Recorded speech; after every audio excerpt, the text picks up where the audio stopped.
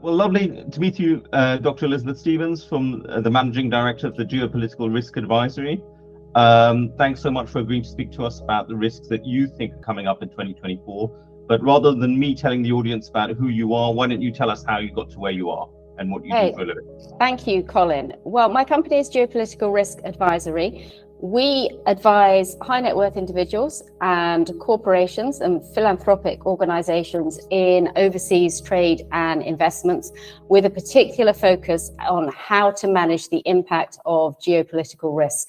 And it's a growing area of interest. We just have to look at the instability in various areas of the world to be aware of that. A lot of our advisory work is based upon our in-house proprietary geopolitical risk ratings model. And how our model works is we have the standard country risk model that you might be familiar with, that rates political risk, economic risk, levels of democracy. And we augment this with a big data model that uses information from news stories in the international, national, and local media. We code these news stories. For when we started, it was keywords. And now, thanks to the progress of technology, it's complete sentence structures to monitor the level of stability and instability in 1,500 regions of the world. And the reason we use the big data model, it enables us to drill down beyond just country level risk to look at specific regions within a country, because we have a very firm belief that it's very rare that there is a good or bad country. Generally, there's bright spots in almost every country, and there are good trade and investments to be had, even in times of geopolitical uncertainty.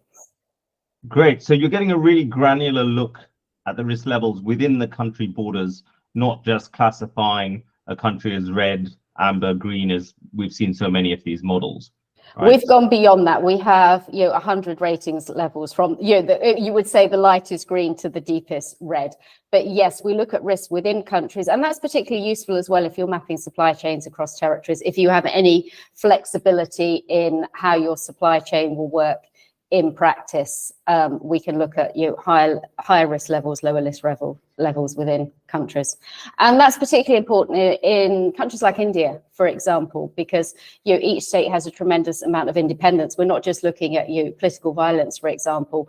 The political and economic philosophy of states can vary hugely as well, from those who are very capitalist oriented to those who are quite socialist in that outlook. So we're giving advice on a huge range of factors.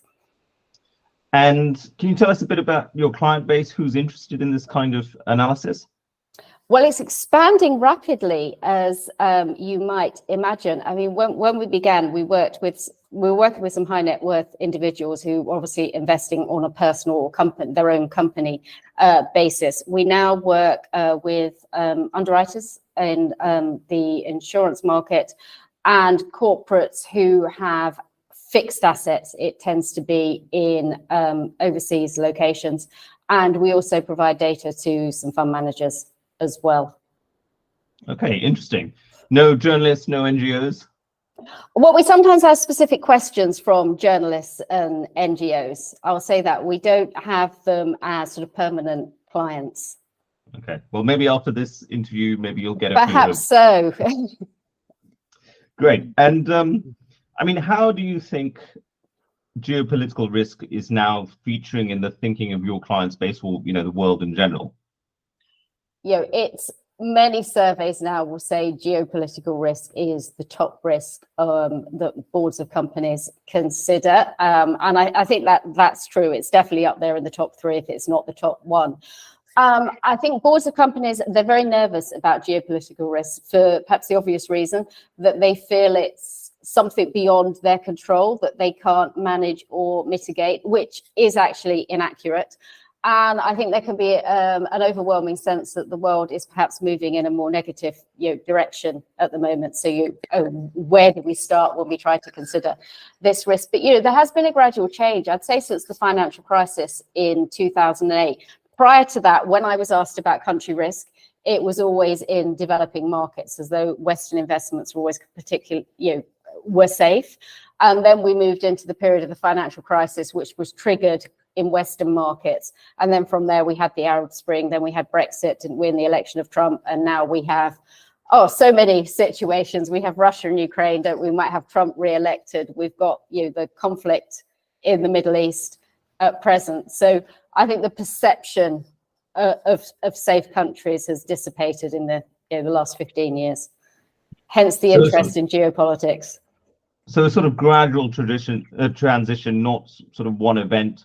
I mean, I just think of sort of, during the pandemic, suddenly supply chain conversations were happening everywhere. But before that, we just didn't even discuss supply chains. We just took it for granted.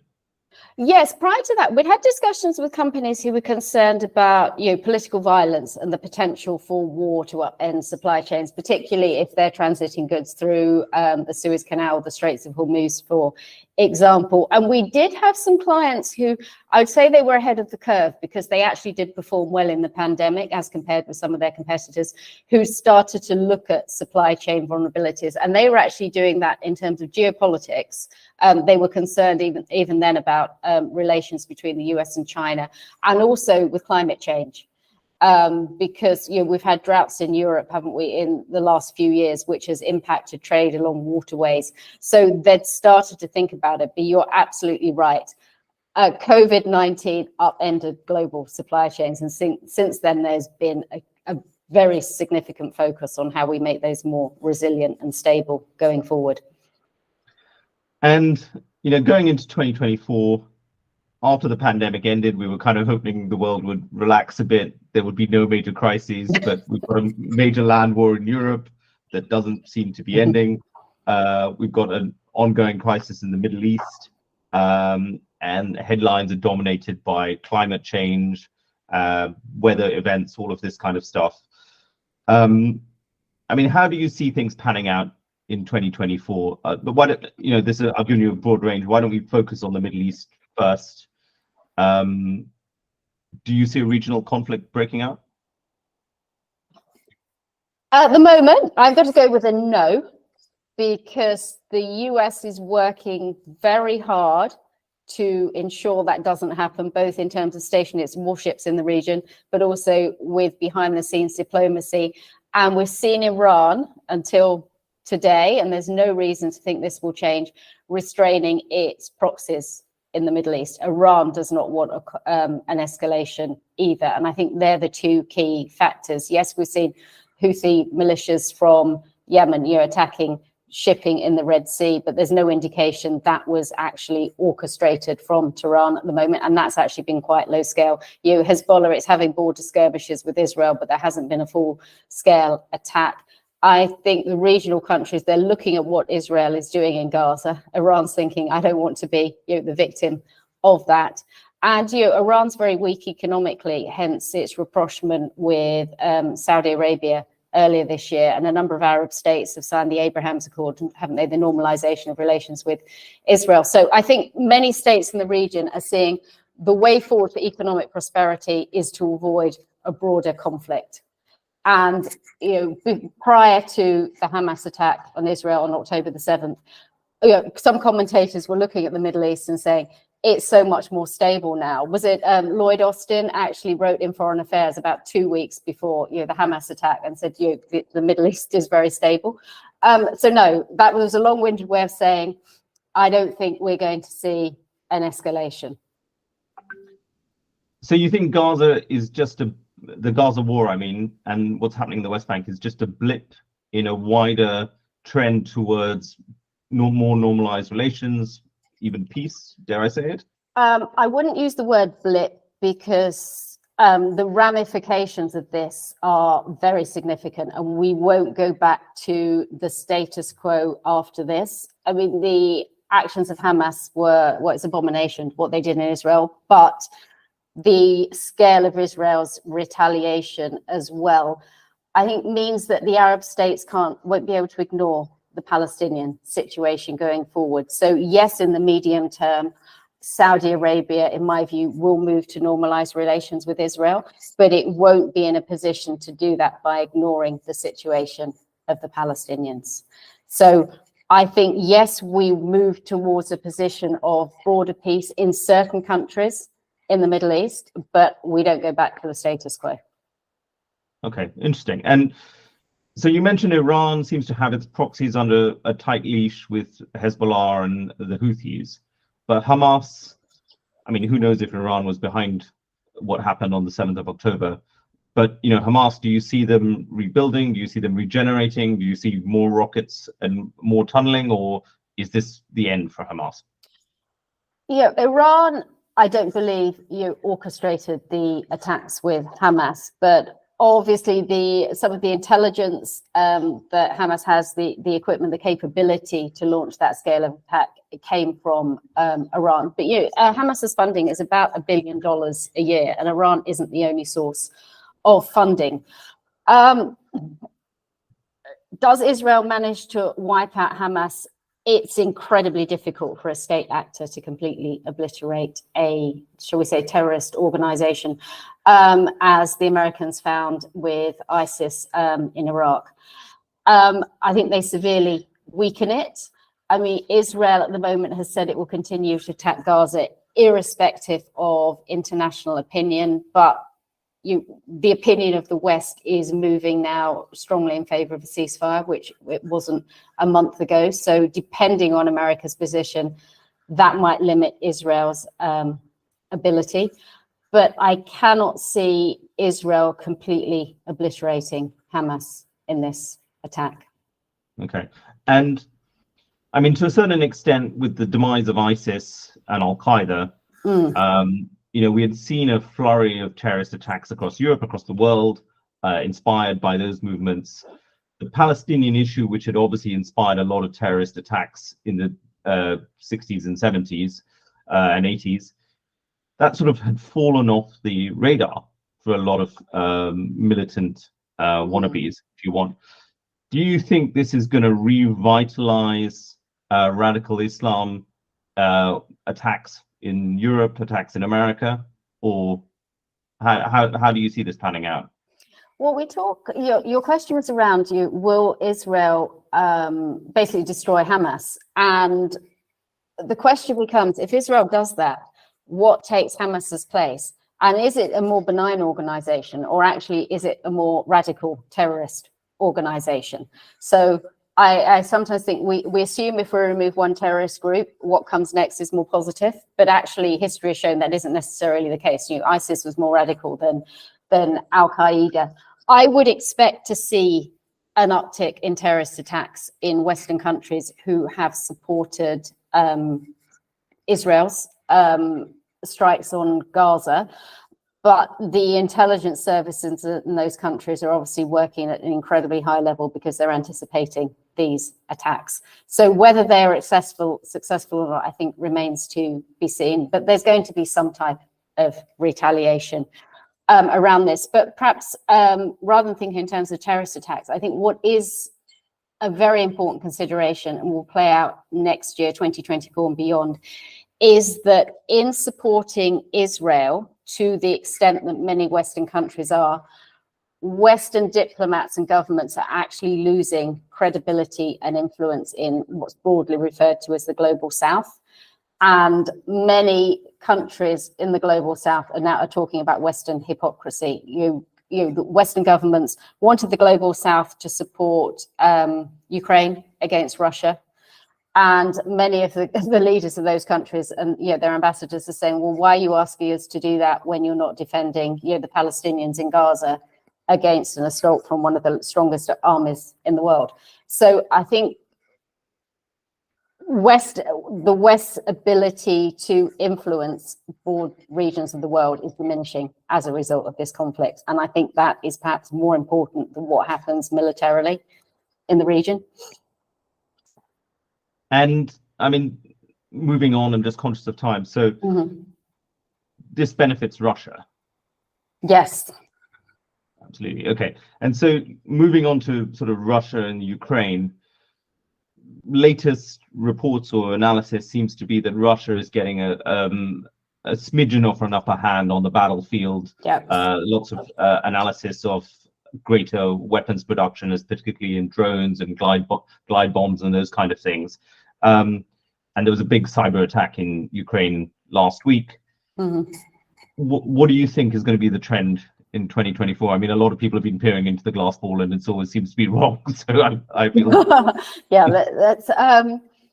I think Russia has the staying power that perhaps the West doesn't. I mean, Russia at the moment, I believe, is losing around 1,000 troops a day. I mean, that's a casualty rate that a Western government couldn't sustain. But, for the Russians, and particularly for Putin and his entourage, they're putting the losses in the context of the Second World War. And in that context, there's millions more Russians that can perish in this war. And, we're not coming close. And they've moved their economy to a war footing in the way the West hasn't. And it's one government in Russia, isn't it, that's deciding policy in, we have the EU, we have the UK, we have the US. It's no longer cohesive and joined up. So I think next year it will seem that Russia is making gains. Putin obviously wants to hold out until the election in the US in November next year. And depending who wins that could be a game changer in Ukraine. So I think Ukraine struggles next year, because Western support is no longer automatic. They're not being supplied with the weapons that they need. And there is a question, isn't there, around economic funding to prop up the economy as well. So next year, in my view, it looks like Russia's making gains. Okay. And perhaps more than they actually make, but that will be the perception. Okay. And in terms of stability at home in Russia, I mean, we obviously saw a coup attempt, or maybe not a coup attempt, but some sort of insurrection with Prigozhin and Wagner earlier on in the year. Putin seems to have weathered that. Do you see any sort of movement on the political sphere in Russia? Any changes? No, I see Putin winning the election with an outstanding majority again. If there's a change in Russia, it comes from within, doesn't it? And it's very fast, but that doesn't seem to be on the horizon at the moment. I know it's always said into the medium term, a leader that withstands a coup doesn't remain in power, but then there's no obvious successor to Putin at present. And given his control of the economy and the security forces, it's unlikely, I think, at the moment, anyone moves against him. But it also raises the same question, doesn't it, coming back to Hamas? If a leader or an organization the West dislikes is removed, is the person or the organization that comes next actually more palatable to the West? We assume it will be, but there's no reason to say that. The leadership in Russia seems to be of the same mind as regards Ukraine. Okay. And in terms of, I mean, I don't know if you analyze this, but in the Russian Defense Department, Shoigu and Gerasimov are running the war. Do you see the tactics continuing as they have done this year, or do you see any sort of change in the tactics? I see it continuing, and potentially if Ukraine runs low on weapons, which at the moment they are in danger of doing, then the tactics they're following become more successful. I mean, the war's more akin, isn't it, to the First World War in terms of trench warfare than modern warfare, and that's something that Russia is able to sustain, as I said, in a way Western countries couldn't. I think the key point, perhaps for Ukraine, is, and this is where the tech companies come in. It was tech companies that gave and have given Ukraine the ability to defeat Russian cyber attacks. It's tech companies that enable Zelensky to talk to his generals and his troops at the front line. So I think a lot of how next year plays out won't just be about Western government support. It will be about what the tech companies can do to buttress the position of Ukraine as well. But as you said, there was a major cyber attack last week, and it depends whether Putin decides to step up those attacks as well. Okay, and so when you say the tech companies, I mean, who are you referring to? How does this play out for? Because everyone knows about sort of X or Twitter and Starlink and things like that, but yeah. How strong are these tech companies, and what does this mean for the world? In my view, tech companies are now becoming independent geopolitical actors. So equipment that once was the preserve of nation states is now developed, owned, and sold by tech companies. I mean, if you think of drones now, we as individuals can buy a drone. Well, the equivalent technology 50 years ago would only have been available to governments and wealthy governments at that. So I would say tech companies' power is growing, particularly American tech companies, because they obviously operate far more independently than their Chinese counterparts. And I do think that's what we're going to see next year and into the medium term, is the power of these tech companies growing. The EU is looking at trying to regulate AI. I don't actually hold up much hope of governments being able to do that effectively. So, the tech companies provide the social media platforms, don't they, which enables Trump to talk to his followers in real time, uncensored. It was the tech companies that enabled the mobilization that led to the protests on Capitol Hill. It's tech companies that allow mass mobilization of protests across the world because people communicate through social media. And we've already seen how social media platforms are challenging democracy and the democratic process. And I think we see that going forward. I think these tech companies, the individuals who own and control them, have as much power, if not more power, than many heads of state. Okay, but I mean, some would say that they're giving voices to the masses that haven't had them before. So do you see them as a positive or negative disruptor? I think it's too early to tell. I mean, yes, giving a voice to the masses can be positive, but it can also lead to democratic instability, particularly with what we see. The US is an extreme example, isn't it? But people on the left or right, they're in their social media groups and they only talk to people with the same views. The polarization is enormous because people don't have to talk to people who disagree with them. They don't rely on news sources that give them a different view to the one they already have. We haven't seen that polarization before. I think the power of algorithms is absolutely phenomenal, and I don't see that changing. If you want to challenge authority now, you don't actually just need to challenge governments. You need to challenge the people who are creating the algorithms, because those algorithms are shaping how we think and feel to a greater extent than I think any external factor in the past. Okay, and I mean, those algorithms are going to be even more important in 2024, given that there are 40 plus countries going to the vote in big elections. I think more people will vote next year than ever in the history of mankind. I think it's 40% of the world will vote. What are you looking at as sort of really problematic elections or disruptive elections? Well, the big one is the US, isn't it? Everything, let's be realistic, pales into insignificance compared to what happens in the US. Does Trump win the election? Because it's thought if he does, well, first off, he challenged democracy, didn't he, in 2020? So if an electoral candidate in the US who challenged democracy was seen by some to incite a riot on Capitol Hill can actually be re-elected in the United States, it undermines the perception of democracy globally. So I think that's the starting point. Secondly, is Trump, the vengeance president, will undermine the bureaucracy and civil service in the US, and we'll see a huge number of political appointments won't be amongst them true believers, and it will alter relations with Western states and states in the global South as well. We saw that with the first presidency. So obviously in the West, there's a lot of concern about what Putin's relationship will be with Russia and what his position will be on Ukraine, because the US is the strongest military power in the world still.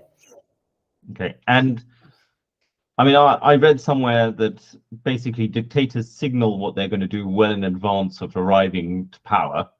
And the other day in an interview, Trump said, "I will be a dictator on day one," but only day one. You could do a lot in one day. Yes, so that's the concern, is that he removes everyone from positions of influence and power who were against him.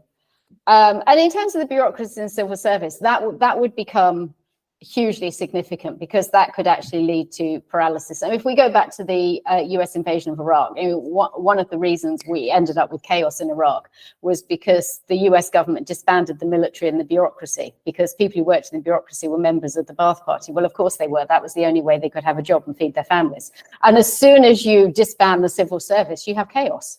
So in the US, I wouldn't expect every civil servant suddenly to be replaced. But if you do that at the top echelons, you will lead to significant instability, significant bureaucratic paralysis, and inefficient and ineffectual application of regulation and laws.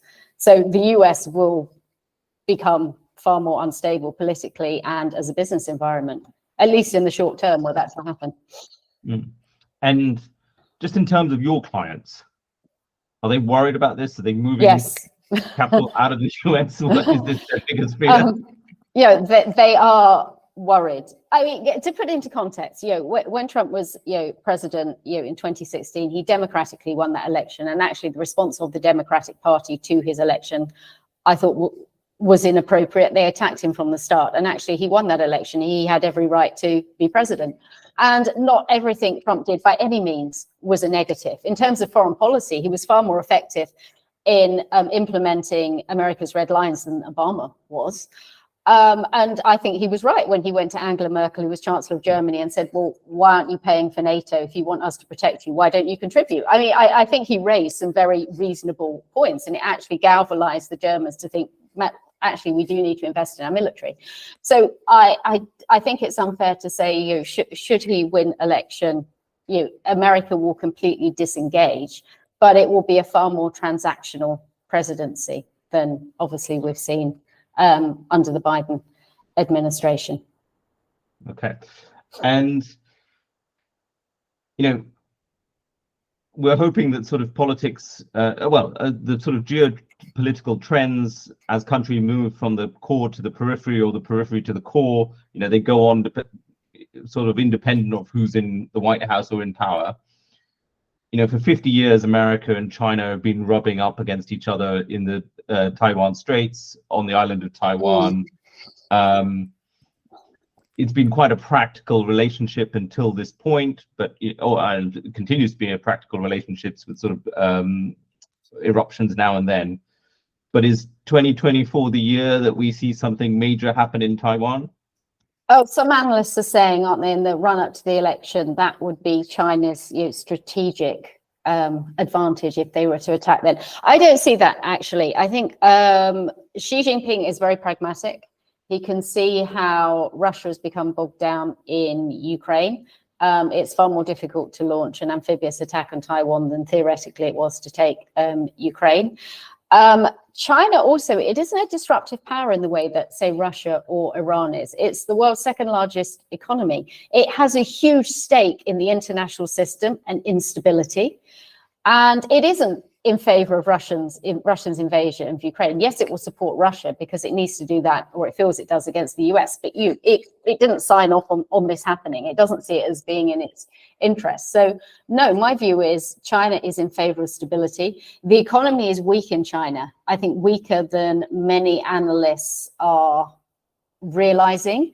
And the reason we're having some rapprochements between the US and China, Xi Jinping was in San Francisco, was it last month, is because China economically is weak. So this is not a good time for China to be deciding to attack Taiwan. And we also have the question of the semiconductors, don't we, which is a major consideration for the US and China, and neither country is self-sufficient. So if TSMC falls victim to a Chinese invasion of Taiwan, that's the end of the global economy as we know it.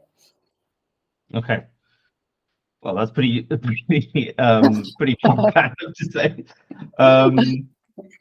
And let's talk about semiconductors and climate change and the move to electrical vehicles and the green transition a bit. It's all sort of the rage. How do you feel about it?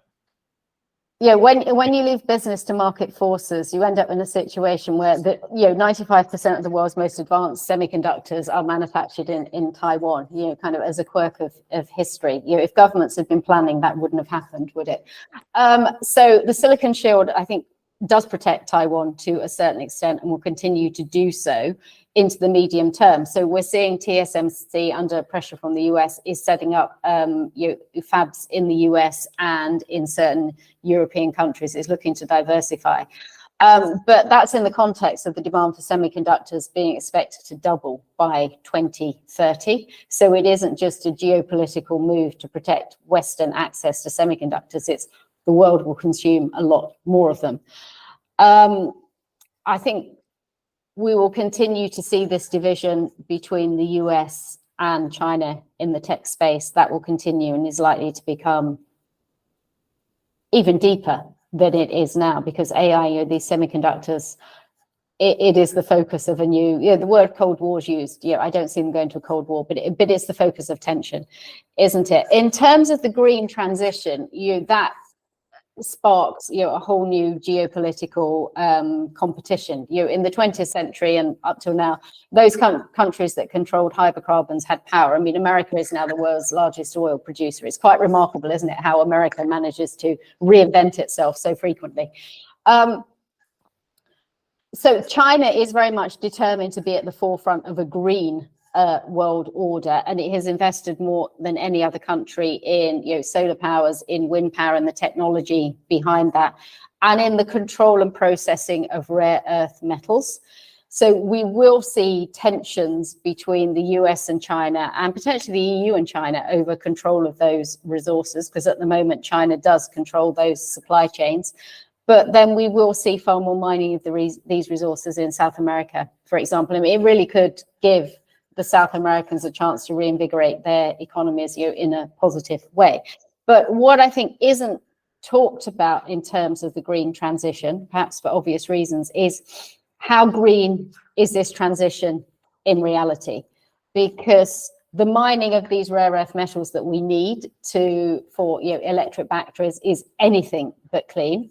Much of it's mined in DRC and Kazakhstan, by hundreds of thousands of workers using pickaxes and shovels. There's no worker regulation or human rights or good governance, in the mining of these metals and minerals, and they're hugely polluting as well. And if you look at the carbon footprint of an electric vehicle from manufacture to the end of its life, it's actually comparable to that of a combustion engine car when you take into account the carbon that's emitted in producing the battery and replacing the battery. They have very short lifespans. And then if you're charging your electric car, if you're in Australia or Taiwan, for example, your car's likely to be, your electric vehicle, ironically enough, will be charged using power from a coal-fired power station, which is dirty as well. So I think we're moving towards this notion that electric vehicles and green technology will save the planet. But actually, when we look more deeply at the reality of this, I don't think that's the case. And I think more time should be spent looking at the downsides of these technologies if we really want to reduce the amount of carbon that's emitted. And at the same time, on shop floors across America, not so much in Europe, but across America, they're not actually selling these cars, right? People aren't convinced that they want an electric vehicle. Or even exactly. I mean, in the US, if you think of the vast distances many Americans drive, there isn't the charging infrastructure. I mean, the carbon footprint of developing the infrastructure we need for these vehicles is absolutely vast. We don't have it in the UK. We definitely don't have it in the US. And particularly if you live in a cold climates in the US, East Coast America in the winter when you have the snow, EVs are very inefficient under those sort of conditions. So the need to recharge your vehicle becomes even more of an issue. So, and the weight, something that's never talked about, I've noticed Rishi Sunak has never mentioned this. Electric vehicles are much heavier than combustion engine cars, and much of the infrastructure in the UK and every other Western country for that matter is not designed to withstand the weight of those vehicles. So there are many car parks where if you have an EV and there was a lot of them in the car park, you couldn't park above the first floor because the car parks aren't strong enough. Same with many bridges, and this isn't discussed. But I guess as long as Rishi Sunak has a helipad that he can put his helicopter on, he's fine, right? Yeah, exactly. But it's just not just him as the leader. This isn't discussed because the negatives of this transition, of which there are many. Yeah. Well, if you're manufacturing electric vehicles, you're not going to talk about that, are you? If you're Elon Musk, you want to sell them. And if you're a government that's saying we're killing the planet, you need a solution to killing the planet, don't you? So I don't see electric vehicles as the way forward. Maybe hydrogen. I think there'll be something else. But it's just another example, I think, of where world leaders aren't actually dealing with the reality of a situation. 30 years ago, we were told that diesel cars were the way forward. They're better for the environment. Now in London, you have to pay additional tax for a diesel vehicle. Why do we trust governments? Maybe we don't. That's the whole point, isn't it, with democracy at the moment? We don't trust them. Well, actually, that's a very good point. And, a lot of the people listening to this are going to be journalists and NGO workers. What do you think of the issue of trust between the old establishment the governments and the population as we go into this enormous year of voting around the globe? I mean, it's broken down, and that isn't necessarily just the fault of politicians. I mean, there is a saying, isn't there, that people get the government they deserve. I do think social media has a lot to do with this, and people are in their silos and they don't engage with people who hold different political views to their own. The media now reduces political debate to a soundbite, and actually many of these issues we need to engage with are highly complex. And the average voter doesn't seem to want to engage with complexity, or the media treats them as though they don't. I actually have more faith in the electorate, where they're given more comprehensive information. But particularly since COVID, where Western governments gave huge financial support to companies and individuals, there seems to be this view in the West now that governments should be responsible economically for all of their citizens. So we're in a situation now where we have aging populations, we have huge entitlement benefit payments to those populations being paid now and coming due.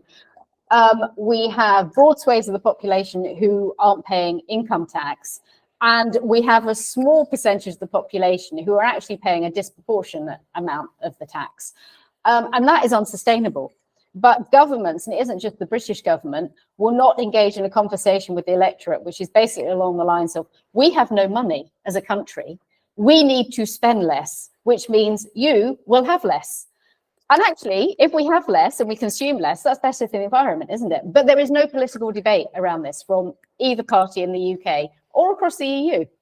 Because the question is, how are you honest with an electorate and win an election? And I actually think government should trust electorates more. Okay. And be honest, because there's huge issues we have to deal with in the West with our aging populations of how we're going to fund health and social care. And there is no dialogue about how we're going to do this. Okay.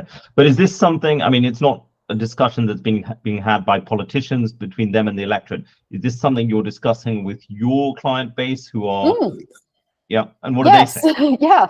And the reason for the discussion is, most corporates aren't thinking about, they're thinking about aging populations, because one is, where do they get workers? But secondly, they can see how weak the financial profile is of the UK, the US, many EU governments. Because if you think of the amount of debt these governments have taken onto their books since the financial crisis and with the COVID pandemic, it's amazing that any of them are still AAA rated. I mean, America, the leading economy, the home of the reserve currency, is only AAA rated by one rating agency now. So these countries have huge debt, and that is set to continue because governments don't have a plan for reducing that debt, which means those countries are likely to become more economically unstable.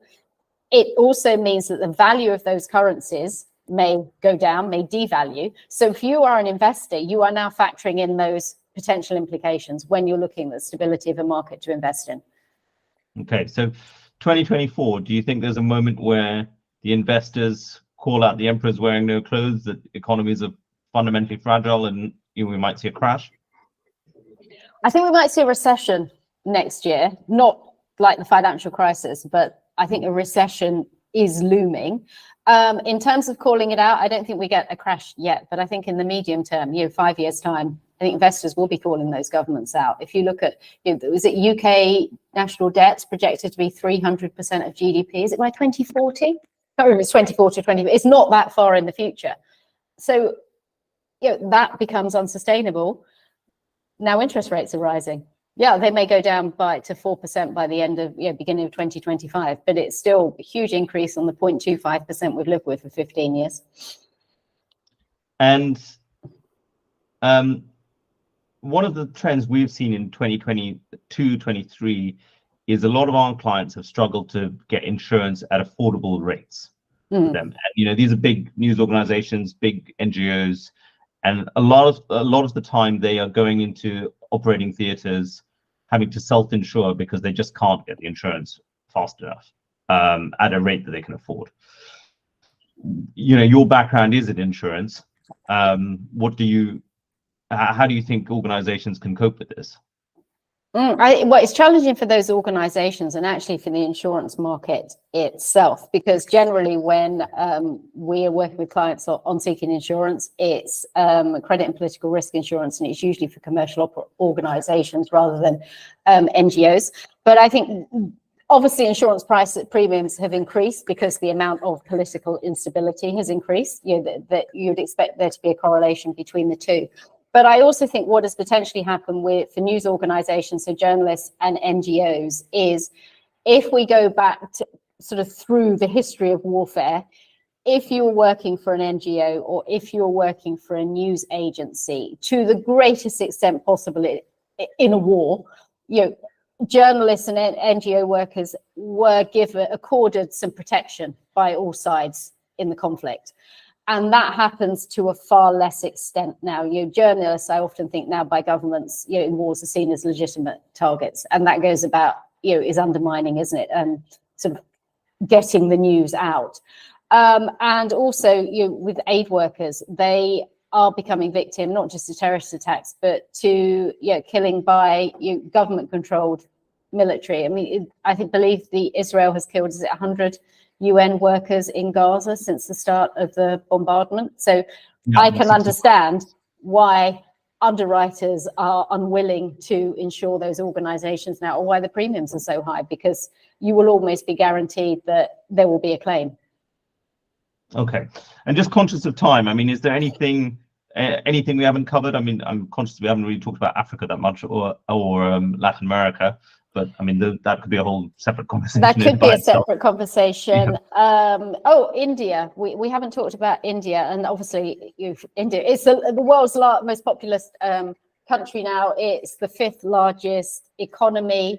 India, like many countries in the global south, because we haven't mentioned the BRICS, they're trying to balance their economic relations between China and the US. They don't, if China and the US move towards a Cold War, it becomes unworkable because nobody else wants to fight it, do they? They all want to trade with each other, which I think is a positive.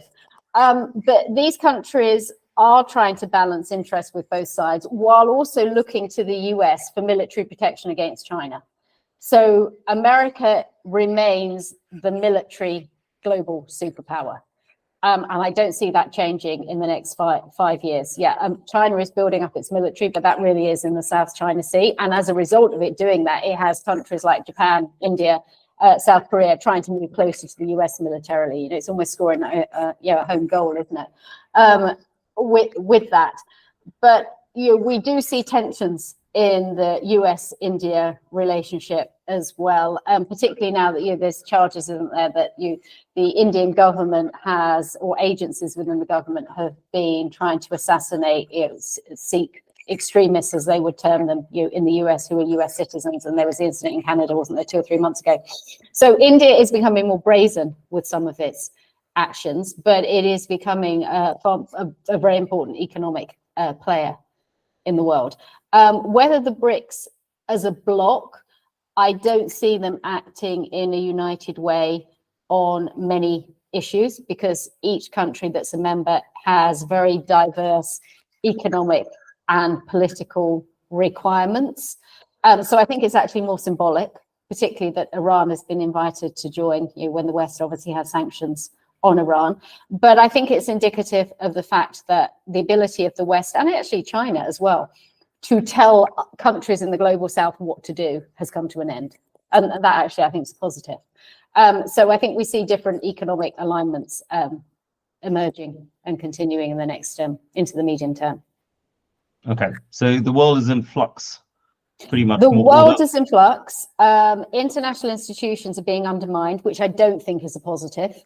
Because the global order we've had since the Second World War, whatever our view of America is, it has been underpinned by the Americans, and the Americans are saying we are tired now of being the global policeman. But countries like China want to maintain global order. They want a seat at the top table, obviously, and to influence these international institutions, but they benefit from order. It's states like Russia and Iran and North Korea which benefit from stability and chaos. And my hope, if we can say that, is that rationality prevails, that the US and China actually manage to work together, to agree on enough factors that we keep an overarching framework of stability in the world. And that's in the interests of the Saudi Arabia and the UAE and actually the other growing economies as well. Okay, so just to wrap up, you're at a dinner party before the end of the year. On your right is the head of a news organization. On your left is the head of an NGO. What are your 3 lines of advice to them for 2024? Oh, buy a flak jacket, I think. A news organization. I think it depends. Is this a news organization that's deploying their journalists to war zones? Yes, and hiring locals. Right. And hiring locals is, it might be the same as for any corporations. I would say, think of your worst case scenario and plan for it. So plan for the worst and then hope for the best. Think the unthinkable, because to many people, Russia invading Ukraine was unthinkable. The unthinkable does happen. And also know that every geopolitical risk is also an opportunity for those who are informed and understand international dynamics. Okay. Buy a flak jacket and think the unthinkable. Yep. But every risk is an opportunity. And I think we have to be positive, and we can look at the world, can't we, in terms of geopolitics and think, of the negatives, but actually in business and as individuals, we have to find the positives within that. Great. To succeed in business and in life. So thank you. Thank you so much. It's been a fascinating hour.